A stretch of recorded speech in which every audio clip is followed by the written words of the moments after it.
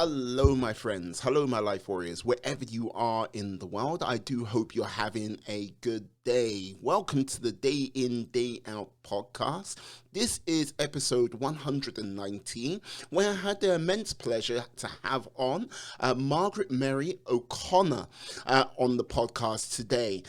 Yes, basically, this lady, a very nice lady to talk to. She has made it her mission to reveal the truth of your Catholic Church, basically talking about how the important role women have played in the Catholic Church and how it's been sort of covered up over the years.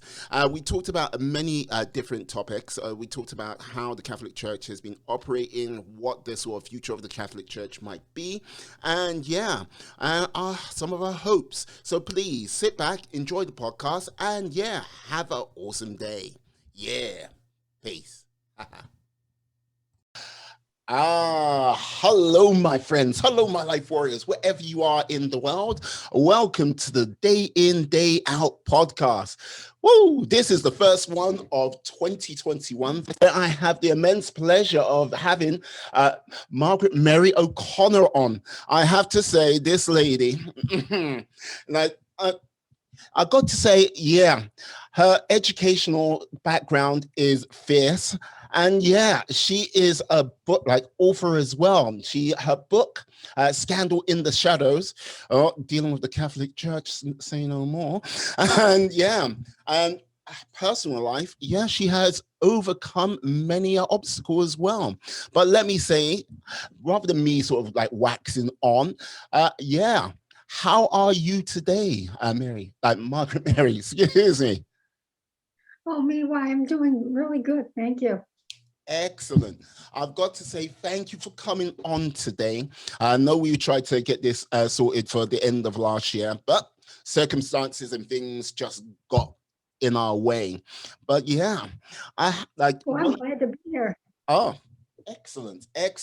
Hopefully our 2021s shall be a lot more better than 2020, and hopefully it'll calm down through the rest of the year, I say.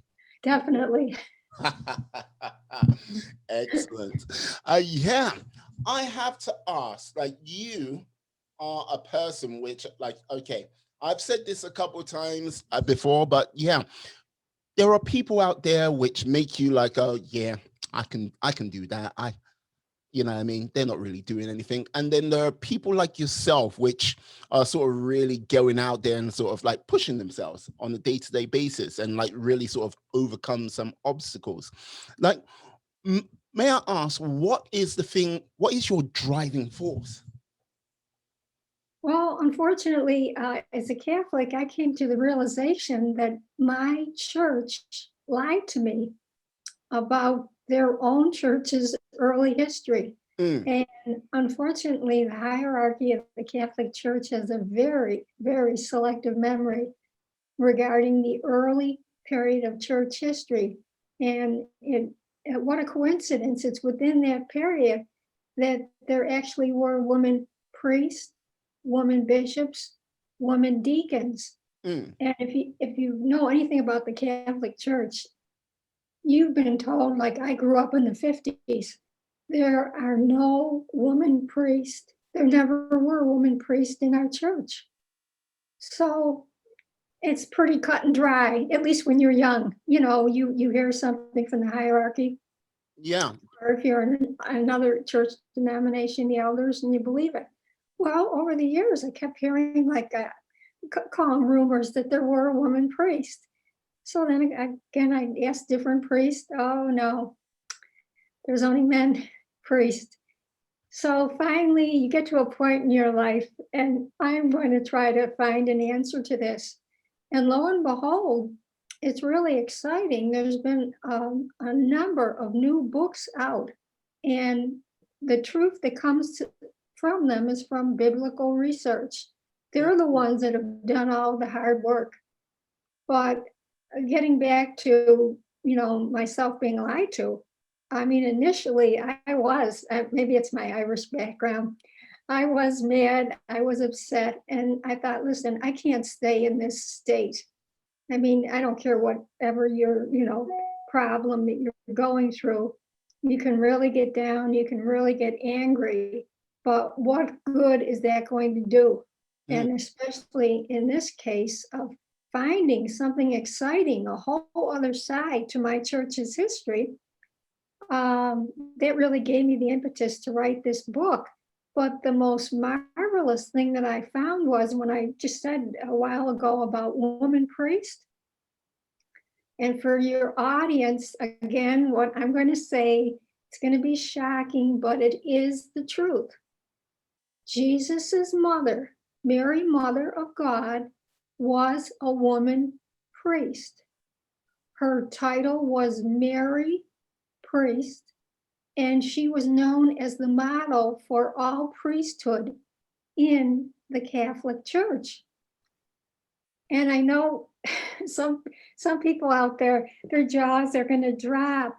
But if you go back in the church history in 1854, the church fathers, before they could give the term Immaculate Conception to Mary, they had to justify that on the grounds that she was a woman priest.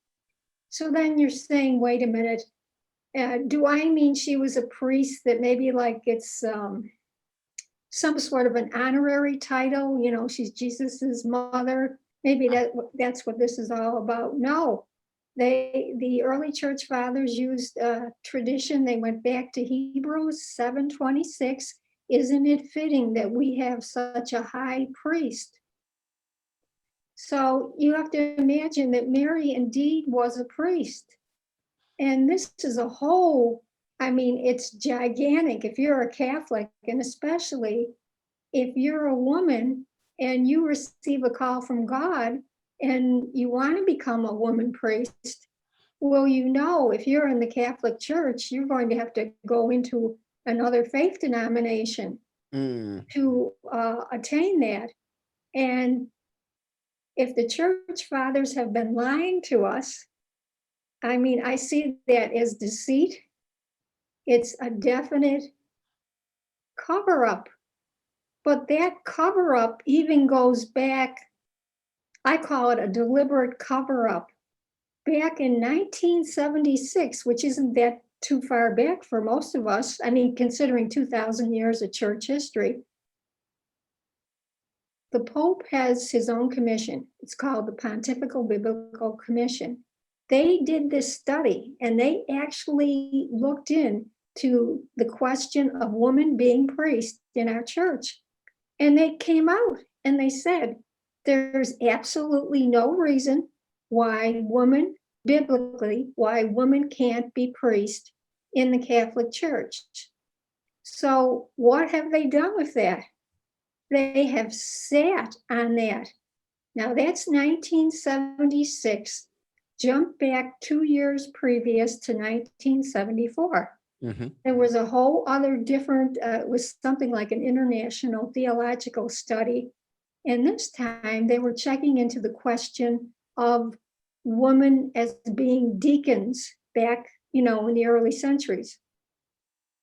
And they found these 3 Greek studies. May I ask a quick question? What is the difference between a priest and a deacon? All right, a priest has, this was changed with the ordination rules not that Jesus started, but what the hierarchy, they make canon law. And a priest supposedly has this special power that in his priesthood, that he can consecrate the Eucharist, the body and blood, of Jesus during the Eucharistic celebration. And you have to be a priest in our church to do that right now. So what that basically means is, that means you have to be a male is number one. You can't be a female to do it. So it's very cut and dry again. And a deacon is someone that can officiate at weddings, at baptisms, give last rites, give a homily. And here again in the Catholic Church, again, it's relegated only to the male gender. the female gender is excluded. So we know now there's no reason why women can't be a priest. The 74 study came out and said they went way back with these Greek scriptures, or not scriptures, writings that they found. And basically, whether it was a man deacon or a woman deacon, they were both on the altar. The bishop was officiating in prayer over them as he laid hands on them. And then they put like a stole around each of their necks, and they were able to receive, to drink from the chalice. And the women at that time were called deaconesses. So my question is, why did Pope Francis ever have to convene in 2016 a new commission? I mean, it's awful. They are just sitting on this. They don't want women to become priests. Like, I would say with regards to, when it comes to the Catholic Church, I am an outsider, say. Like, I've only observed the Catholic Church times when new popes come into play, and when, how can I say it, when the Catholic Church is brought to task over rather controversial things which have happened within the Catholic Church. But it seems to me it's like an organization which it did stuff one way in the past, and then basically as time's gone by, it's just gone down this path where now it's become so rooted in tradition and like so like these like profound rites that it doesn't want to sort of change, because that's going to be seen as controversial or divisive. And it's just like, okay, you have been around for quite a long time. You've evolved and changed, but you seem like you don't want to evolve and change for this new century, to me. I mean, you are right on, and especially regarding any question of woman being priest or woman's ordination. And that's the thing for any woman in the Catholic Church, especially when you find out about what the actual truth is. And that's my quest really, is to begin a conversation here in the US, and I wanted to spread across to Europe, because just think of all the Catholics, whether it's here or, worldwide, that have absolutely no idea that there's even an issue here. Yeah, but like, this is the thing, the Catholic religion, it's 1 billion people strong, and it's one of those things where if you're not going to sort of address 500 million people who are also in that religion, it's going to be something which I think is going to be very difficult for the Catholic Church, like in the near future. Well, as scandals come and as people want to be more involved to show their faith, I think they need to sort of they have to acknowledge that contribution that 500 million people, which they're not addressing, play. Yeah, and if they ever came out, they would have to admit how they've just lied century after century. And I mean, it's outright lying to any woman. And right now, basically, I'm going into a cement wall, because within our Catholic Church for decades, there was something called pray and obey. And you knew, you just didn't question. Like back in the 50s, you would never question your Monsignor, let alone whatever, Rome was doing. Who were you? The person in the pew. I mean, seriously. And of course, over the years, by the 60s and 70s, they started having parish councils, which was something new. But as far as the woman's equality in the church, there is nothing. And I think you're going to find this really shocking. Our present Pope Francis, back in 2010, he was a cardinal. He had a book out on heaven and earth. And in that book, he made this statement that basically the woman feminists received their rights, everything they needed, back when women received the right to suffrage. Mm, Well, 1920, it's wonderful. We've, as women, we've received everything. But I mean, seriously, take that out of the public realm, move it back into the church hierarchy. And if you have the person at the top of the totem pole in the church, the Pope, and that's his thoughts, how can he ever relate and see the issue of women's equality as even being an issue? mm, And yet, I guess I don't understand how through the centuries the church fathers completely disavowed Jesus's own words on women's equality. Like in Galatians 3:28, there is no man or woman, all are one in Christ Jesus. Or go back to Genesis 1:27. In the divine image, God created them, women and men, God made them. So you have a hierarchy that this issue of women's equality, it's not even on their radar. mm. That, so with regards to what people like, how do you think this change will come about to bring like ladies in as deacons, as priests, and maybe like one day as high as cardinals or maybe a pope? What do you think would be needed? How do you think that pathway will come about?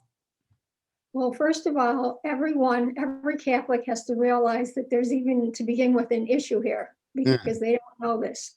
But then even if they know it, for a woman, when you look at it down through the centuries, where is our religious heritage?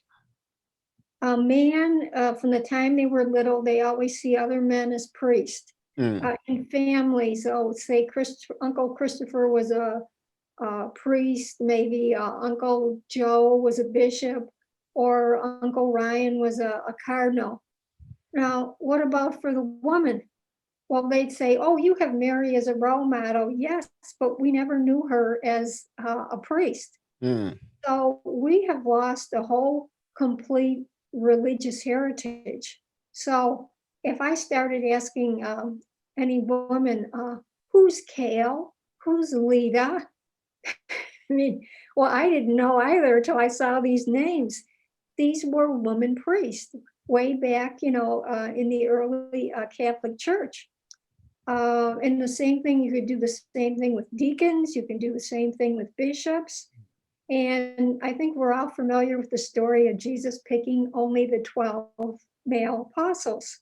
And we see it from the point that, well, I guess there was just 12 apostles and they were all males. Well, this one lady that was doing biblical research, Ida Ramming, she found out about a concept of apostleship. And what that meant was anyone could be an apostle as long as they were divinely and solemnly sent out either by their own community or by the risen one.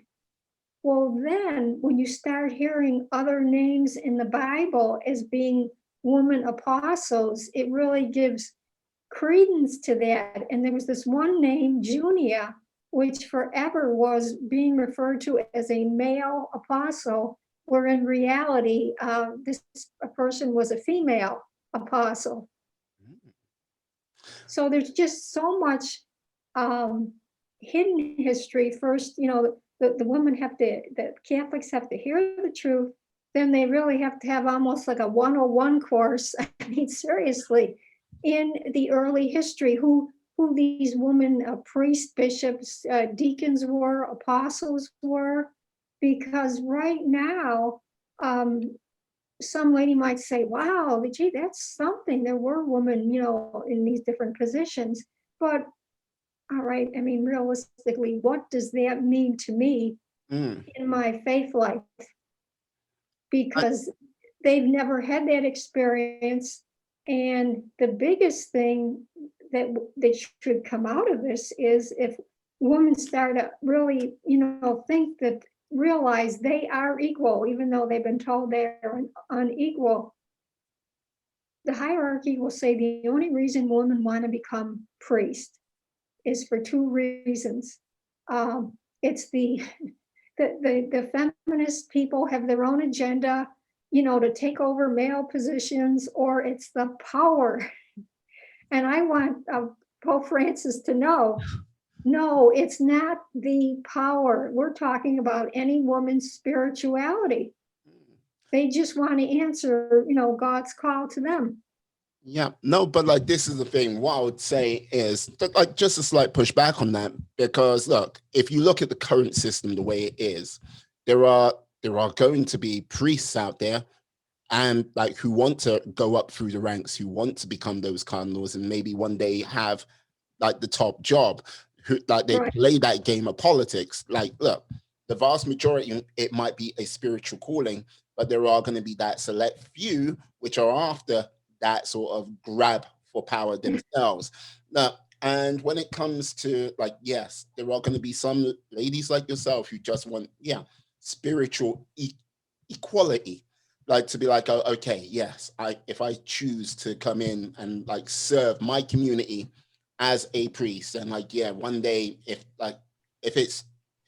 they deem it worthy, like, maybe rise up through the ranks, that'll be your calling. But there will be a small group of ladies in the mix who are like, once I become a priest, I'm going to become a cardinal. And then like, I want that top job. Because look, human nature that it is, there are going to be some people who want it all and they're going to be power hungry, let's just say. It's true though. Please tell me if I'm wrong.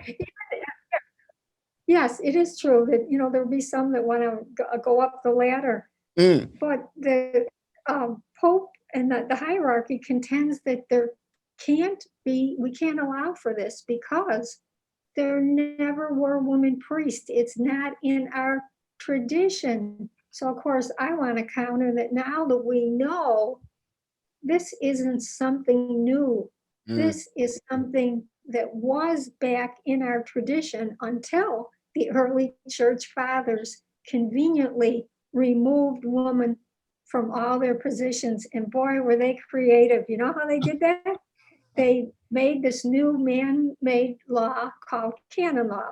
Yeah. But the caveat was that women in like any religious positions, they no longer would be allowed to be up on the altar.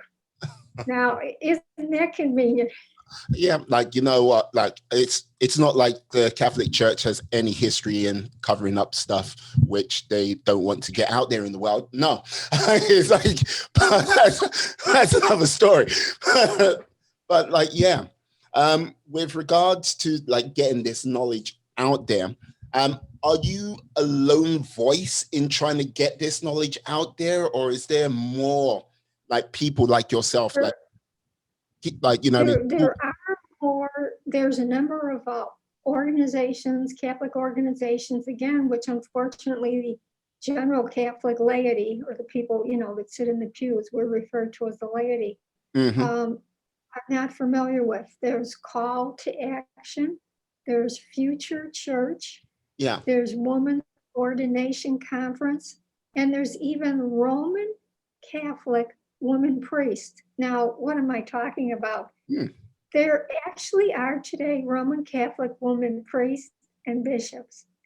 What happened was back in 2002 on the Danube River. Now, this had to be in secrecy. You have a bona fide bishop in the Catholic Church, and he ordained women that wanted to either be Catholic women priests or bishops. But he had to do it in secrecy because obviously if anyone knew that he did this, well then, he would just be, removed from the church so fast. But what this did was, and specifically for any of the women that were ordained as Catholic women bishops, as far as like the Catholic ordination tradition goes, there's a term called Apostolic Succession. And it means there's like a linkage back to the time of the apostles.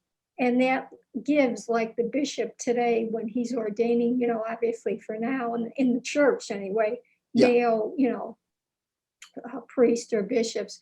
Well, it's the same thing now. If these other women that have been ordained as Catholic women bishops, they can ordain Catholic women priests, and they are spread across the country and worldwide. And unfortunately, there's none right near the Buffalo area that the invitation come this way. No, but seriously, it gives you like sort of a taste or a flavor of what it would really be like to have Catholic women, priests or bishops.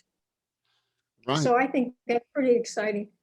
Yeah, like this is thing, like, okay, obviously, like going, like doing, well, not going, basically ordaining like ladies to become like priests and bishops in secrecy is one thing. And like, look, there's stuff which you have to do in a bit of stealth at the beginning before you sort of can get out there. But now, like, okay, getting that sort of voice and platform out there, are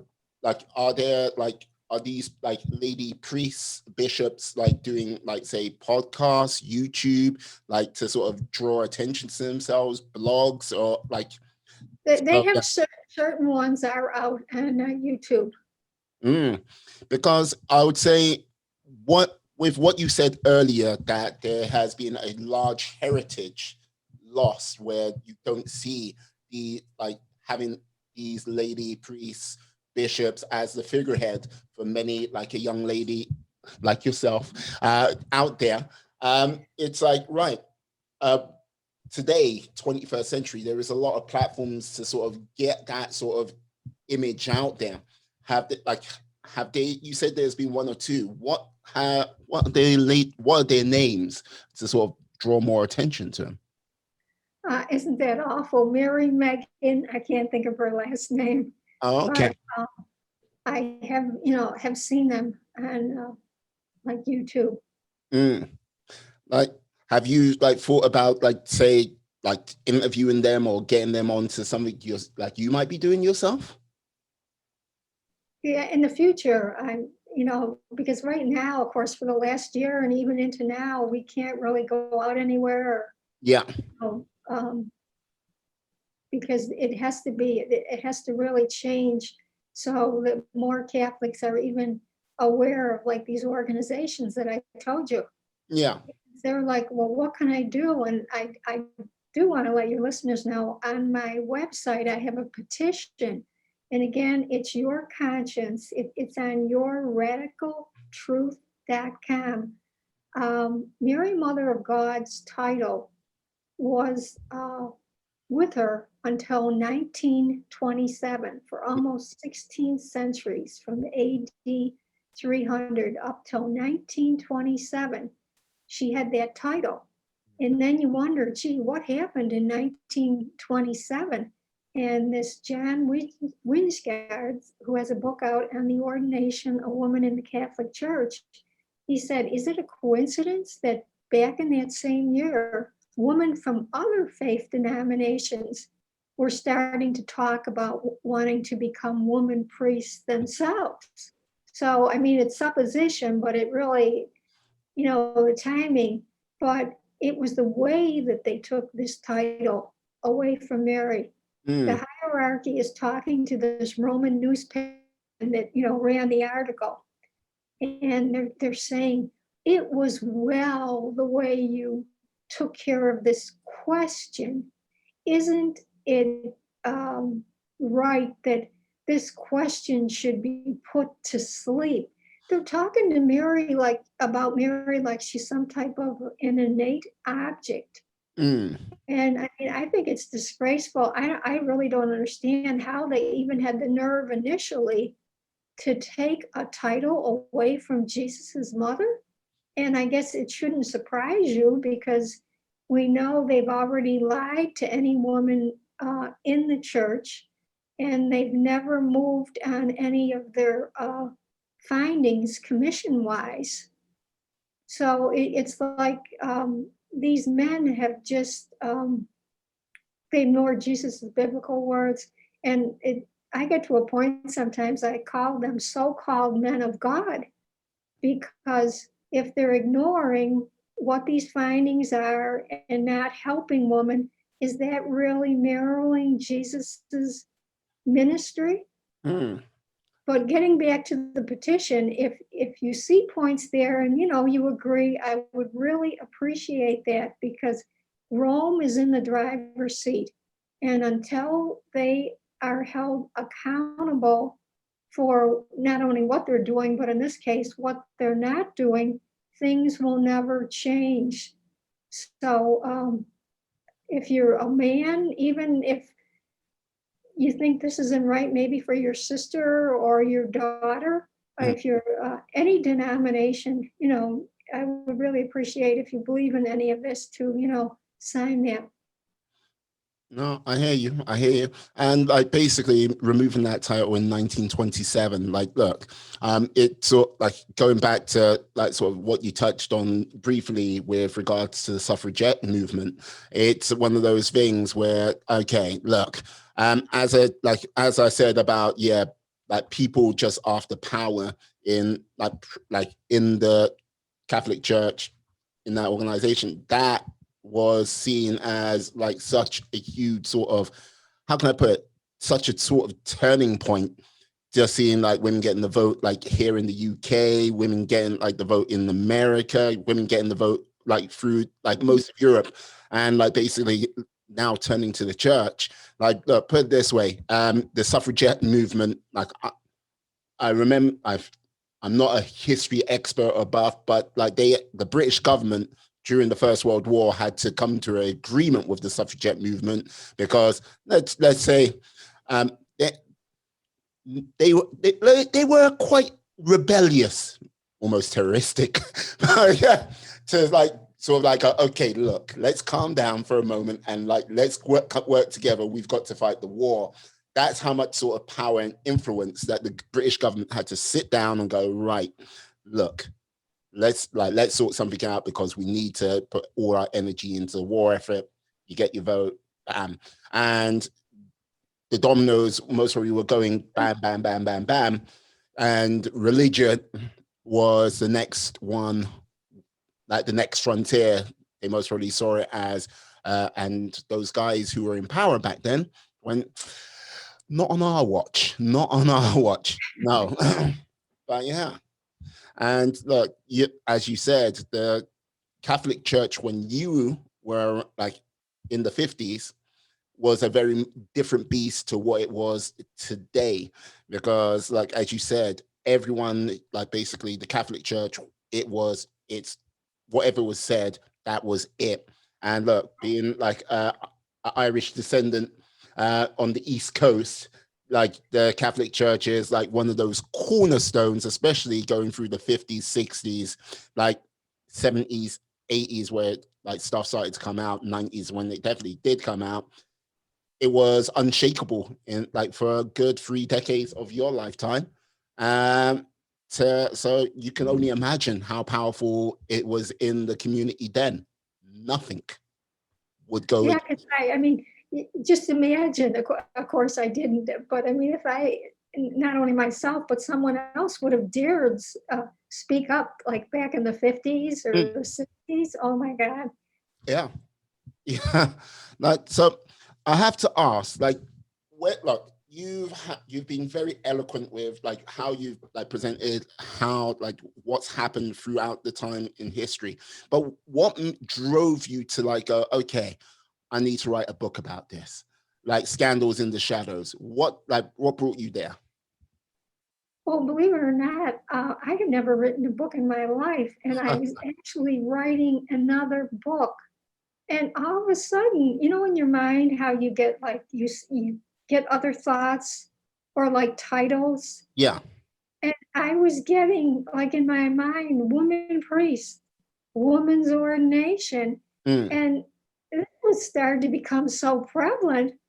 I thought, wait a minute, I'm going to take notice of this because I'm in the twilight zone, another dimension of time and space. But no, seriously, I'm not crazy. But it was just becoming more and more. And I stepped back and I thought, someone's trying to give me a message or something, or, but it was becoming so like a conflict with my writing and everything that I decided, all right, so I mean, this is just how unusual this was. I completely stopped my first book, and then I went on to this book. Mm-hmm. And then again, it was just that the fact of being lied to. And then, but when I was writing it, I had to step back because all of a sudden I thought, oh my God, I'm writing against the Catholic Church hierarchy, and I'm only one woman. And in fact, Matt Nappo from Mind Dog TV, the podcast, he said, Margaret, are you David going against Goliath? And I said, yes, I'm little David going against the Catholic Church. And I mean, that's how I really feel it. And when I'm out picketing for women's ordination, I get some to keep it politely, I get some very disparaging words. And then whether I'm picketing for against pre-sexual abuse, the Catholic Church hierarchy has to realize, or the laity has to realize, Vatican II came out. This was a council back in the 60s. And the Pope said he wanted to open up the windows and he wanted to see the signs of the times. Well, these are unfortunately the signs of the times. And there was a constitution on the church in the modern world. And there's an Article 29 that said there should be no discrimination at all. And specifically, again, relating this to women, here we go again. What has the hierarchy done? Nothing. And there's also another canon law, I think it's 212.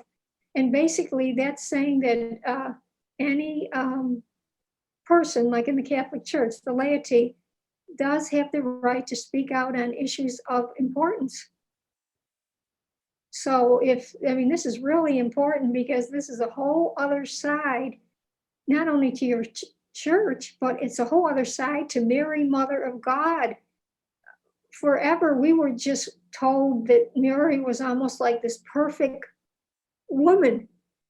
And she was up on a pedestal, and I'm not against that, but I'm just saying we were never able to see this whole other side of her. And this is a side where she's like an everyday woman. I mean, we've heard the reports like back in those times, just getting water was a chore. Depending where you lived, how far away you had to carry your jugs of water. And then even preparing your meal was like an all-day event.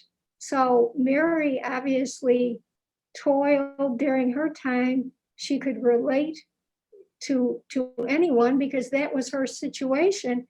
And then this Elizabeth Johnson had a book, and it makes sense. This art, like back in the 16th and the 17th century, Mary has got blue eyes and blonde hair, and she would have been a Semitic woman, and there wouldn't have been blonde hair and blue eyes. That's how they rolled back then. It's like maybe she had L'Oreal or something. Yeah, look, like this is the thing when we all have our heroes in society, and like basically where we like or our figureheads, and let's just say when it comes to Mary, it was a case of, look, if you look at anyone today who's out there in the public like space, and you like, right, it's they like, people don't want to know about the hard work people have put in. They just want to see the sort of end result. Forget like that overnight success person. You don't see, like, they don't talk about the hours of practice, the heartbreak the pain, the suffering, like moving out of someone's comfort zone, as you have on your mug, but still, but they never really concentrate on that. They just finish, like the finished article, the polish, the shine, and the glory of that image of that person. That's what they concentrate on. And I think they did that with a case of Mary herself. Like, it's a case of, if you could sit down and have a conversation with Mary, and she's like, yes, I've had to get water, like fix the house, do this, do a number of services, like give out like certain amount of blessings, as well as bring up this little man here, son of God and all that. No pressure, but still, you go, right. They don't want to hear that. They don't want to see that. And like, you know what I mean? Like, people, and there are a number of people behind that who don't want to know that story. They don't care to know that story. But the truth of it, the real character of anybody, comes in those like days, hours, months. You don't actually see the work going on. Right. But I mean, isn't that sad? Here again, we get, when the truth is there, that conveniently, whether it's the hierarchy or if it's in a corporation, wherever it is, certain people conveniently, they just overlook the truth. And I mean, of all institutions, we know Jesus called the Pharisees hypocrites. Mm. Well, the hierarchy of the Catholic Church, unfortunately, I mean, they are in a sense hypocrites, because they're not following Jesus's own words. They're hiding commission findings, and it just isn't right. Well, like, I think it comes down to this, like, there was a time when everything was like the pure message, the pure word of God, Jesus, like Mary, and like the disciples were there. And like, it was like, yes, you basically, back in the day, you could go up to them one-on-one and that you would hear their voice. Time goes by, organizations grow, and like, yeah, the words, the truth gets more and more sort of diluted a little bit more, to a point now where people at the very top are so sort of in their own world. And I would say this, like, with regards to Vatican City, a city which lives within a city. And look, I've seen the Vatican, and like, oh my God, that building is, wow. Like, it took my breath away. But when you're kind of in that world, at the very tippy top, you are very removed from like someone like yourself, everyday, like church going person. Like, there is a vast gulf, and trying to bridge that gap, the gulf is vast, Grand Canyon like. I don't know how to explain. Yes, it is. It is Grand Canyon. But again, if all the Catholics would only, you're not doing anything wrong, speaking out, would only come together, we could do that. And that's what it's so, out of all this scandal, or, you know, what's not being done, it's not like this is the end of the story, because we can change it. But it's up to the everyday Catholic to decide, well, gee, I've been lied to. And I always wonder, is it because it's hard to, you know, experience that? Is that why people are just sort of like, oh no, you know, don't listen to her or whatever, because they don't want to have to come to that sad realization, that awful realization. Could be. But if they want their faith life to be really authentic, I think it's pretty neat now that we know this true story, and we know this other side of Mary. Like, no, you could be right. Some people don't want to realize that side of things. They, like, some people don't want to like sort of jump into the fray. Like, because how long have you been like fighting the good fight to get this message out there? How many years? Days, weeks, months, decades? I started a year, it's been now about 5 years, because first I had to do research, and it took me about 2 years to write the book. And I just want everyone to know, it's not a long book, because one thing is, it certainly isn't a boring book, because there's some very interesting skeletons in our church's closets, which do need to come out. But I wanted to make it so that it would be interesting, but as well that you yourself as a Catholic can see or a Christian, you can see a whole other side of the Catholic Church that has never been seen before. Yeah, like, here's the thing, like, yeah, you started this 5 years ago, and like, this is the thing, it's taken you a good bit, a chunk of time before you went, okay, let me be little David to take on the Goliath of the Catholic Church. And I would say, Yes. like, and with people like yourself sort of speaking up and like, yeah, bringing more of a clear message to what's going on, I think you might be able to sort of expedite other people coming into the fray and sort of like, yeah, really sort of working on maybe speeding things up. Well, I really feel there's hope for the millennials if they hear this message, because they're the ones that I would hope, if they still love the Catholic Church, at least like following Jesus, that part of the faith, that they want something that's authentic, and they themselves, of course, don't want to be lied to, but this is a chance for them really to take initiative. And we all together need to light a fire and get some action here, because like Call to Action and Future Church, they've been around since I believe the middle 1970s. And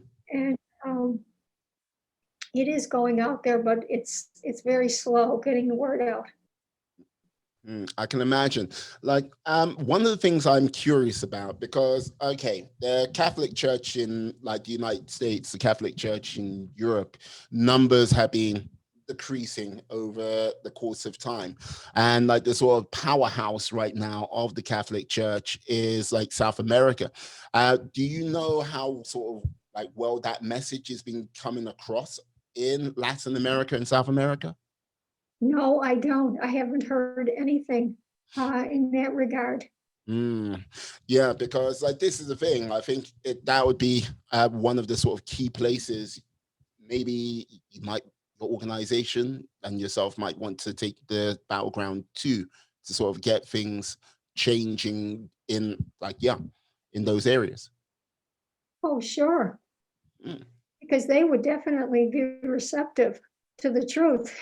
Yeah, and it's just one of those things I think of, like, and as I say, I am no expert with regards to the Catholic Church or whatnot. It's just I kind of know that is one of the sort of powerhouses right now of the Catholic Church.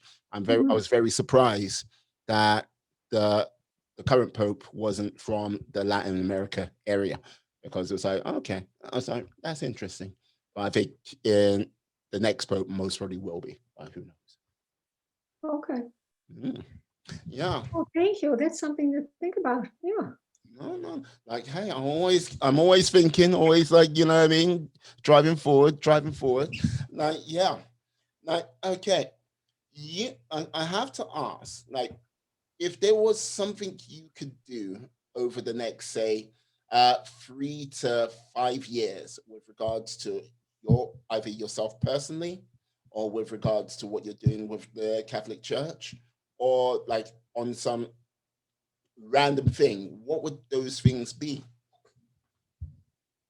I would really like to be able to get out more and speak and go before different groups, because I think it's unfortunately, it has to be more like well, I can give an illustration here in Buffalo. The western terminus of the Erie Canal is right in Buffalo, New York. And it was discovered there. And the state agency had a marvelous idea. Oh, let's completely fill this up again, because they were understanding that the sandstone, there's different types of sandstone. Yeah. And it's like Medina sandstone wouldn't be able to exert like, or not, it would fall apart if it was out like, in the wintertime. So let's just completely cover this up, and we'll put pretty little signs over like a parking lot that's over this. And then a grassroots organization began, and the Preservation Coalition really started that. And anyway, this spread, and then local representative Brian Higgins, he came by all this money. And to make a long story short, you would never recognize like downtown Buffalo now, because we have this whole area there, like around the history of the, the Erie Canal terminus. And anyone that hasn't been to Buffalo, we do have wonderful architecture. So just in case, but anyway, but I'm using that illustration, how if you start something like from the grassroots up, then it can take on like a life of its own.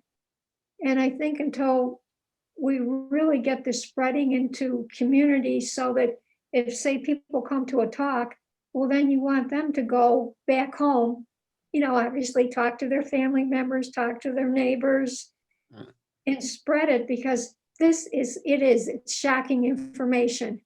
And again, people will look at me, well, who is she? Does she have a doctorate in theology? No. I know the truth. This is what I'm told when I'm picketing. I know the truth. My hierarchy has told me the truth. Stop lying. Hi. So my work is cut out for me. Well, I can imagine. Well, yes, you're not, as we go back to the sort of like, to be David, you got to be a tough little SOV at times. So, it's one of those things. And when you're having to take on Goliath, you can't sort of rest on your laurels. That's right. But it would really help if the Catholics would even just, my fellow Catholics, just consider, even for a moment or two, what I'm really saying.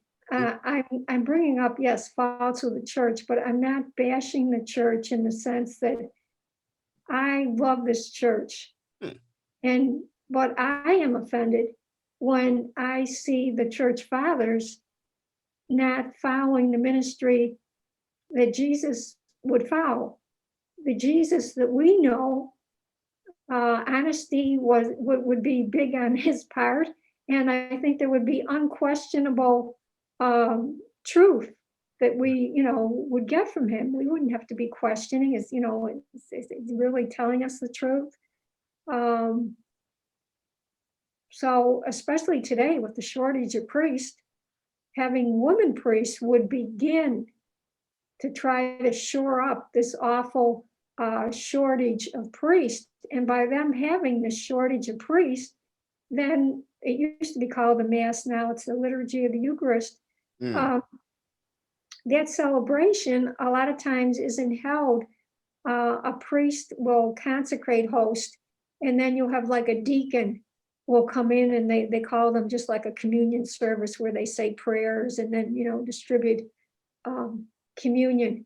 But the hierarchy knew back in the 70s, they did studies, and they could see even then that the volumes of priests going in to become new priests was going down. And then they wait until the 90s, and then in so waiting, they had to close all these different parishes. And then what was effective was the Eucharist. I mean, there was actually a canon law that the bishops can follow. And in that canon law, if there is a shortage of priests, the bishop can appoint either a deacon or a member of the laity to run the parish. So there would have been no need to close down all of these parishes. But there again, the bishop, it's like they don't want to lose that power. And yes, I am using the word power now towards the hierarchy.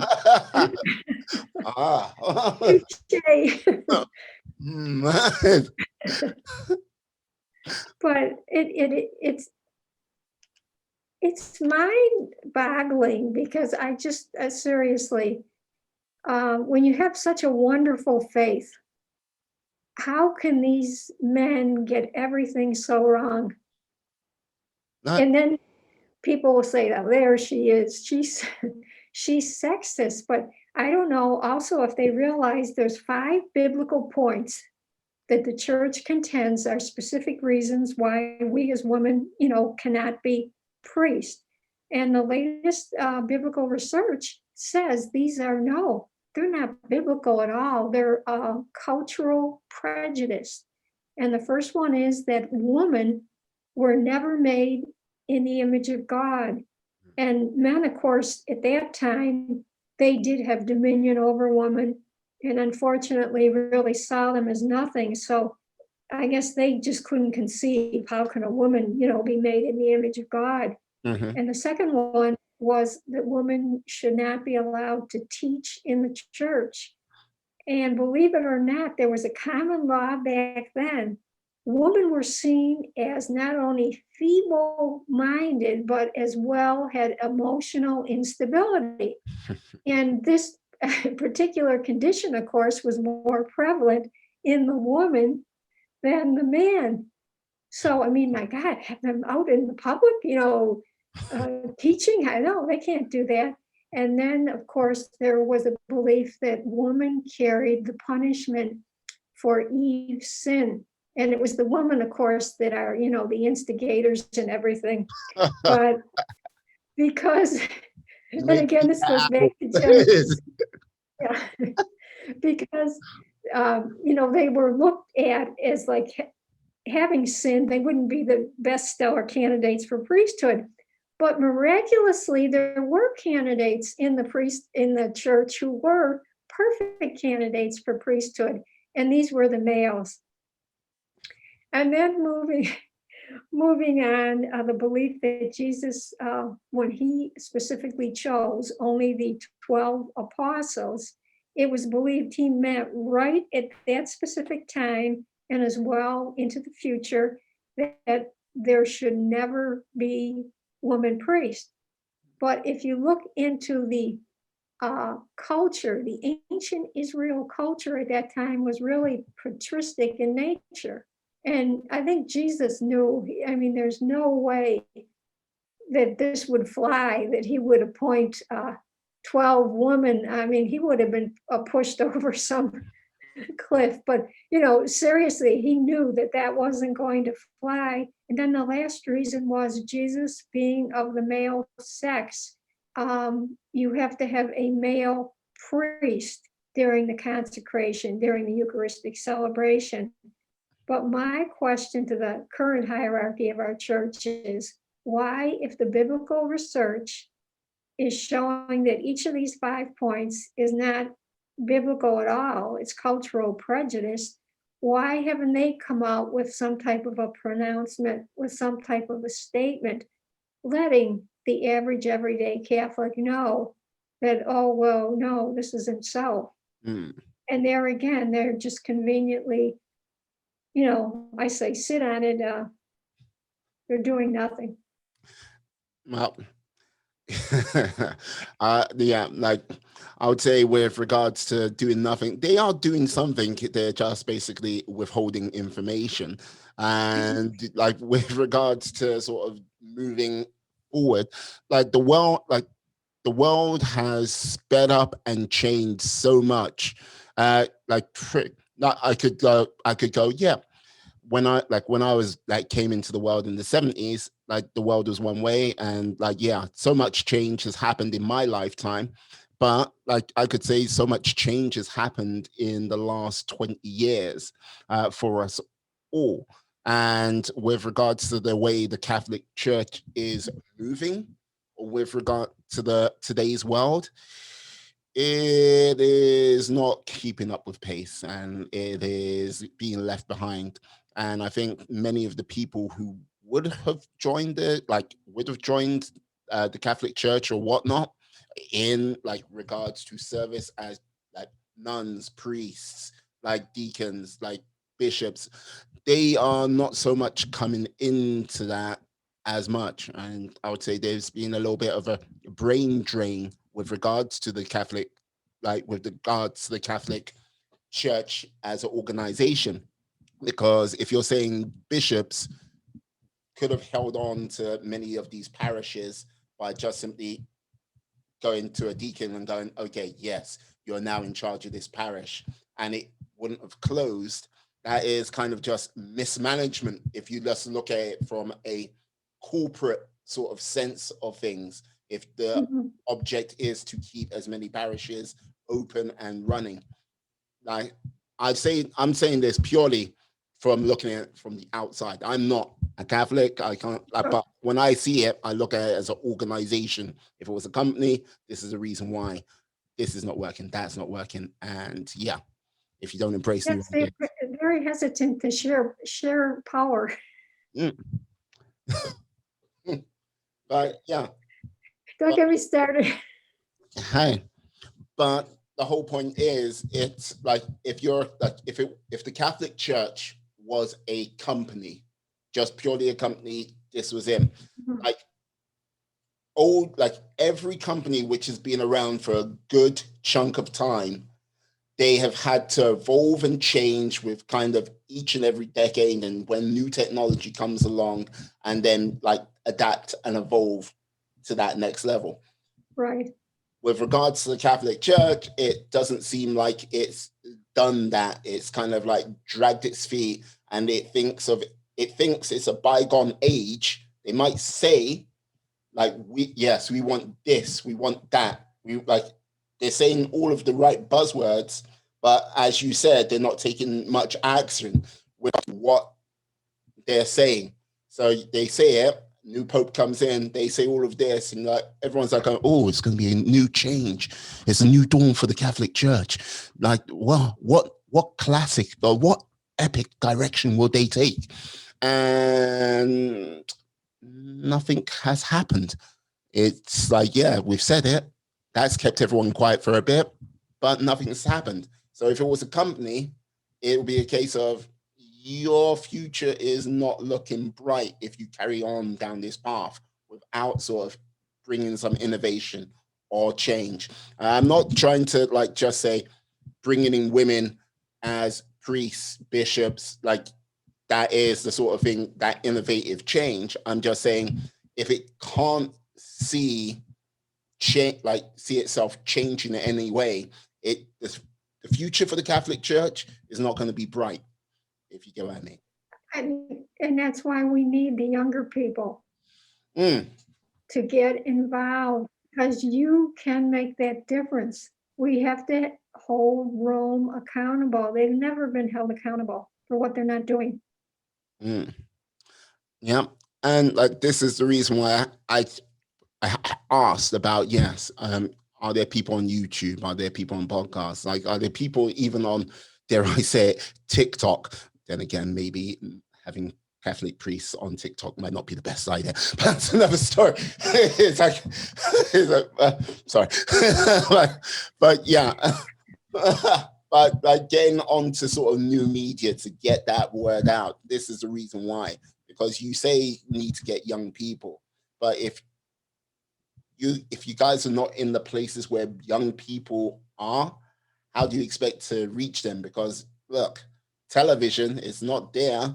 And look, when I even say YouTube, I might even be wrong about that. It's one of those things. It's a sort of... I see what you mean. Yeah. And like, as you say, TikTok is the thing today. So yeah, that's why I asked, like, yeah, again, like just so maybe I'm trying to initiate some action on your part to like go, like the next day, like I'm starting a TikTok account or a YouTube account. That's like, yeah, to be that voice, like be that figurehead. It could be you, Margaret, could be you. But that's true. We need to do something because, like, as I say, the younger people, they can join like a call to action. They do have specific groups for the younger millennials. Yeah. So I have to ask, like when you're not trying to like wrestle with the Catholic Church, like what are some of the things you sort of do in your sort of spare time? Well, I love the paranormal. This was years ago, in between college. I had like a job, a cleaning job, and Mm. I was in a mansion. It was in downtown Buffalo, and it was connected to a high school. So there was like three buildings. There was the mansion, there was the school, and then there was like a wing where the priest would live. And make a long story short, it was my first night there, and I basically like would clean the foyer in the mansion, and part of that was the school. And then the gentleman that was with me, he would clean the stage area, and then below, he said there was like tunnels or something. I guess then there was like locker rooms down there, you know, for the high school football players or whatever. But he'd go to those other areas and clean. So I met him that first night, and then he asked, he said, would you mind, could you mop out in the foyer while I'm, you know, on the stage? And he said something about spirits. Well, I'll tell you, I was really back then. All I could think of was when I heard spirits was it was like some big joke, like boo, you know. So I'm in the foyer and I'm mopping, and to myself, I'm thinking, why doesn't this man up? Why do I have to be out here? You know, because I knew absolutely nothing Yeah. of the paranormal. So everything went fine. I went through the rest of the mansion and did like the classrooms. Well, then I was really taken in because I talked to this priest. I said, you know, there's been all these marble stairs. And I said, why is this last landing? It's all just wooden. And he told me, well, that was for the people that work there. That led up to like rooms where they slept. Okay. But they couldn't make those steps marble as well. So I said, well, what's that room off to I said, I tried that room there to clean, but I can't get into it. He said, oh, you have to access that, you know, another way. And he said, that's our library. But he said, when this was a mansion back in the 20s, he said, that was actually a ballroom. So I'm getting all excited. You know, I finally got to a ballroom, to the library, and I just stood there like to look around and envision like this, you know, must have been something like back then. Well, all of a sudden a feeling, a presence came over me, and I had never experienced that. And it was something that it took your attention. There was the feeling like something or someone was there. And it wasn't a nice feeling. And I'm like vacuuming, you know, this is like the middle of the night. Then it got more uneasy because, you know, in the middle of the night, how like a mansion creaks or you hear anything. So I'm like vacuuming, and it got by the time, the end of it, I had my vacuum cleaner and I was galloping up and down. Just Because I was like, oh yeah, and I couldn't believe it. I got outside the room. I thought, this is ridiculous. And then it was just like everything changed. So then, of course, I was anxious the next night. Now, come on, this isn't going to happen. And it stayed. So that was one room that I did what I had to do, and I did it very quickly. So what I'm trying to say was that gave me such attention. Then remember back, was it in the 70s or the 80s? They had the ghost shows on. These men would go, they were even hired by like the Air Force and the Navy, like to go through ships. Yeah, okay. They had like special equipment to see, you know, if they are paranormal. So they would have tours here, like in Buffalo, in the old train terminal, at the Statler Hotel that they were renovating. And I love stuff like that because there is a presence there. And even though you can't see it, when I was in the train terminal, oh my God, the back of my neck, it was all of a sudden there was this intense feeling like Mm. something was on my neck, and I was even going like this. And I, got out of that room. But what I would love to see is a shadow figure. And I never personally got to see a shadow figure. They said there were tours, this is maybe going back a few years ago, there were tours there at nighttime, and people would see going across the foyer of the train terminal. They even had on film, they showed some of it. You would see like this shadow figure moving across. And the Buffalo train terminal, it was like Art Deco, and it's beautiful. They brought back the foyer, and there was even a movie just a few years ago about a Supreme Court judge, and the actor that would just died, he had some type of cancer a year ago, a young Black man. Oh, Chadwick Boseman. Yeah, yes, he Yeah. was in that movie, and he said he was really struck by the architecture Yeah. around the city of Buffalo and that.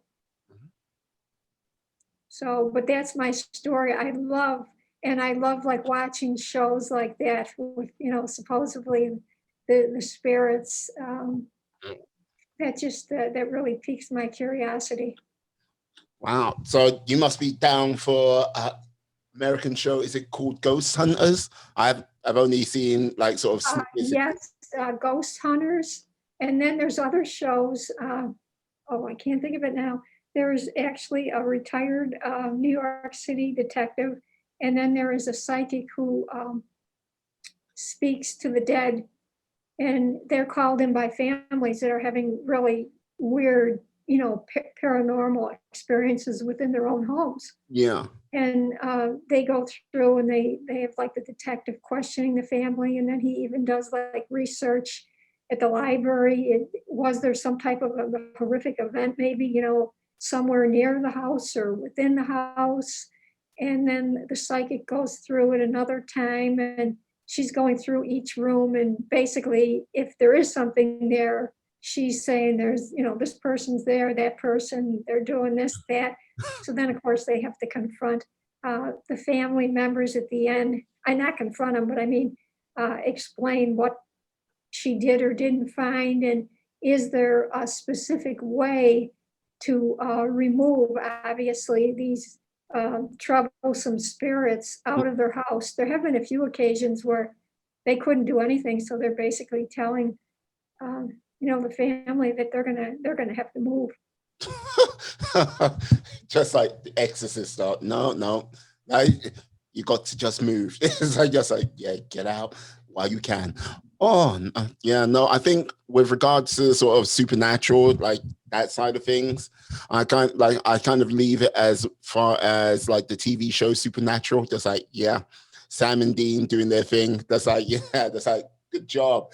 But if I had to be out there with them, no. It's like, just like, oh, that's got a little bit of cold breath. That's like, I commend you for like. It's so exciting. That's what makes it really unique. Oh, rather you than me.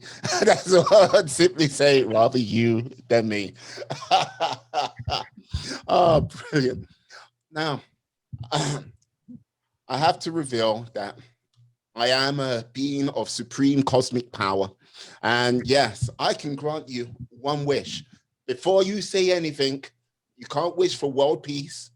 You can't write down a whole load of things on a piece of paper and go, I wish for everything on this piece of paper to come true. Now, if I could grant you one wish, what would that one wish be and why? Oh, I just wish we'd get back to some normalcy, not only due to the pandemic, but as well just to have some type of a unity amongst individuals. Because I just, unfortunately, it's awful how these different conspiracies have literally taken hold of so many people, and it's caused them such a rift within families. Yes, like yes, Agent Q, and yeah, with some things, and with regards to what happened last month in your nation's capital, that Oh, was wow. I was with a lady that I worked under, Kathleen Gage, and we were discussing something, and I could see. I thought, gee, that looks like the Capitol when there's people storming, and I thought, oh, this has got to be some other country. They're showing it. It can't be the Capitol. So I'm just going. I didn't even bring it up with her because I mean, it would be the farthest thing from my mind that something like that would actually happen. And then, of course, when I had the TV on later in the afternoon, oh my God, that was the Capitol. Mm. Yeah, like because like as like someone who lives in the UK, watching that going on and just like going, okay, you've gone a little bit too far here, because like the one thing what did surprise me, and I thought anyone who would have been storming that Capitol, like there was only one person who lost their life in that whole thing, because I thought it would have been a bit. I thought it would have kicked off and guns would have been blazing, but it just was like one person, and that poor lady. Well, is how can I put it? Her views on the world and some of the conspiracies were going on. I would say a little bit out there from my point of view, but it was just seeing all that kick off was very surprising. It was shocking for like seeing from the outside. And it's just sad that it's like I don't know if it's like a cult, that it's taken over so many individuals. Mm. And not obviously in a good way.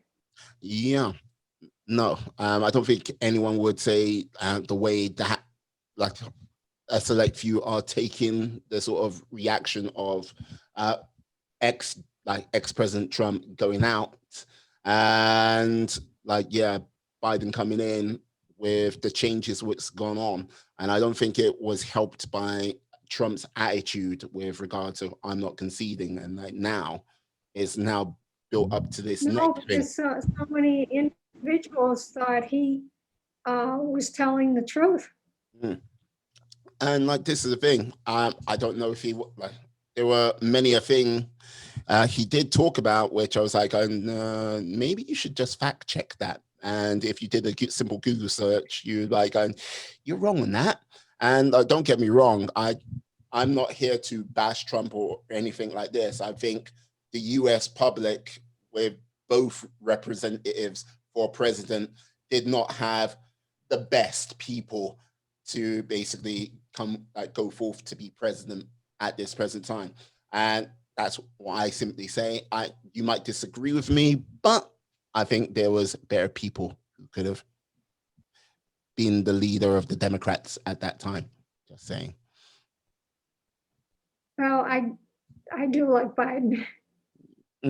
Hey, and like this is the thing. You saying that, I'm fine with that, but it's like I just think there could have been a better option on like for the Democrats, and yes, there should have been a better option for the Republicans as well, because right now I think it's just a little bit too messy for going forward, and this is sort of years and years and years in the making, if you get what I mean. It's not just down to these one or two key things. Well, hopefully we'll get with the shots. We'll get the pandemic under control before these mutations take off, in a bad way.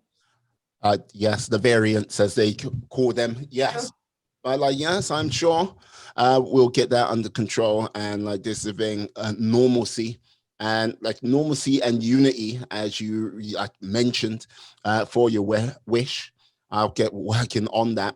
Look, yes, I kind of look at you though. Unity, that's a little bit too close to world peace, but I'll let this one go on this occasion.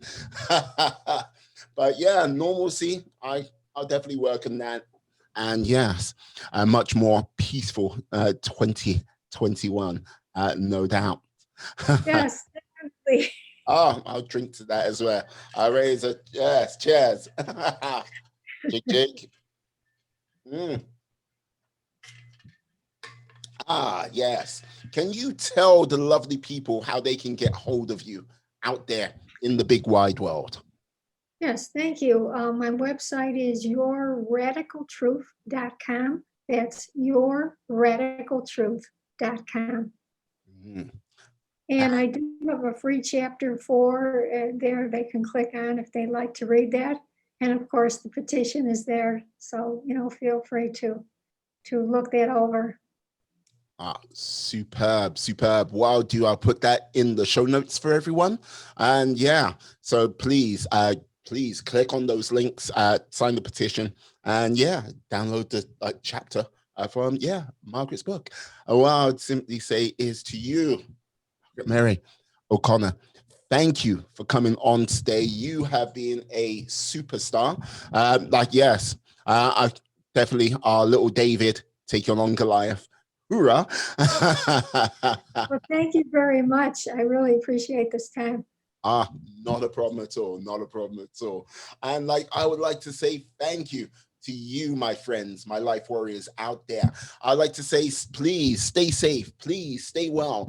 Be awesome. Be excellent. Be fantastic. Be all the positive bees you can be in this world and then some. Thank you very much, guys. Have a great day. Yeah. Peace.